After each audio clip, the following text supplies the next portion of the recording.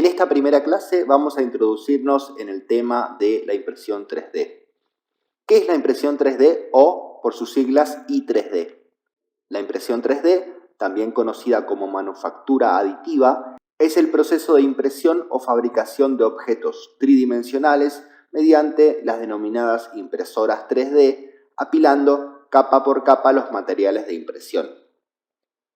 La forma en que estas sucesivas capas son apiladas para formar la pieza puede variar dependiendo del método de I3D, pero la filosofía del proceso es la misma.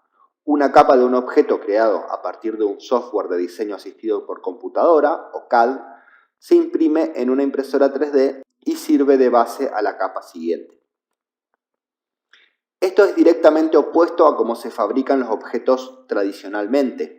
El proceso de fabricación tradicional implica restar parte del material a partir de un bloque más grande para la producción de las piezas.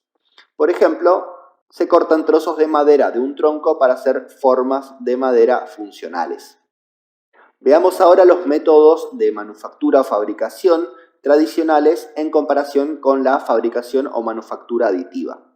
En la manufactura formativa, que es esta que vemos aquí arriba, también denominada fabricación por moldes, se produce la pieza justamente a partir de un molde, que puede ser formado de múltiples piezas como se ve aquí. Dentro del molde se encuentra la forma volumétrica de la pieza que queremos fabricar y tenemos una entrada por la cual fluye el material. De esta manera, el material fluido, por ejemplo, un material plástico, es introducido a presión y temperatura dentro del molde y luego de que ese material se enfría, se desarma el molde y se obtiene la pieza fabricada. En este caso se ve la pieza en rojo.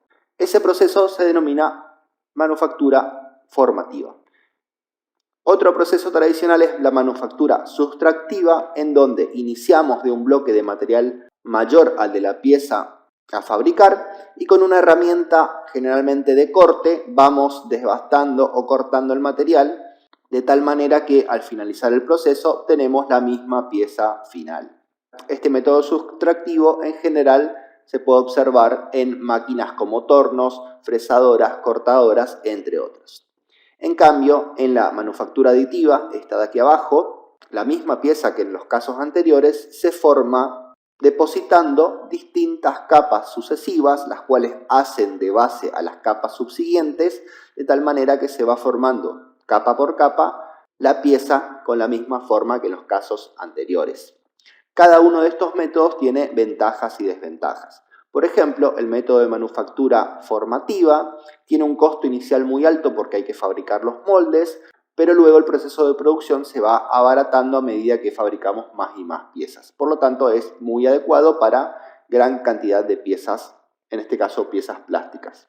La manufactura sustractiva no requiere tanta inversión inicial si ya se cuenta con las máquinas, pero tiene la desventaja que es un poco más lento que la manufactura formativa y que perdemos material porque lo estamos arrancando y partimos de un volumen de material mucho mayor que el de la pieza final.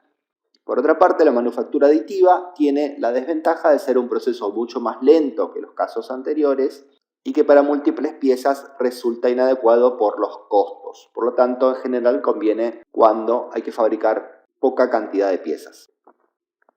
Como dijimos, la fabricación formativa es más adecuada para la producción en grandes volúmenes de la misma pieza, que requiere una inversión inicial importante en herramientas y en moldes, pero luego permite producir piezas rápidamente y a un precio unitario muy bajo.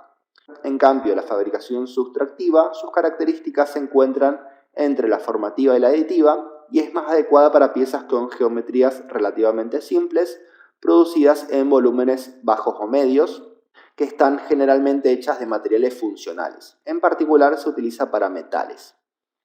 La fabricación aditiva, en cambio, es más adecuada para diseños complejos de menor volumen que los métodos formativos o sustractivos, o cuando se requiere prototipar una pieza de forma rápida y por única vez para probar un diseño. En cuanto a los costos de los métodos de fabricación, el proceso formativo tiene un costo inicial alto que se va amortiguando a medida que fabricamos más y más partes. Por lo tanto, al fabricar muchas partes, el costo unitario es bastante bajo en comparación con el sustractivo, que también se va amortiguando a medida que hacemos un gran número de partes, pero de forma menos acelerada que en el caso de la fabricación formativa, y la fabricación aditiva, que en general tiene un costo de producción por parte bastante constante.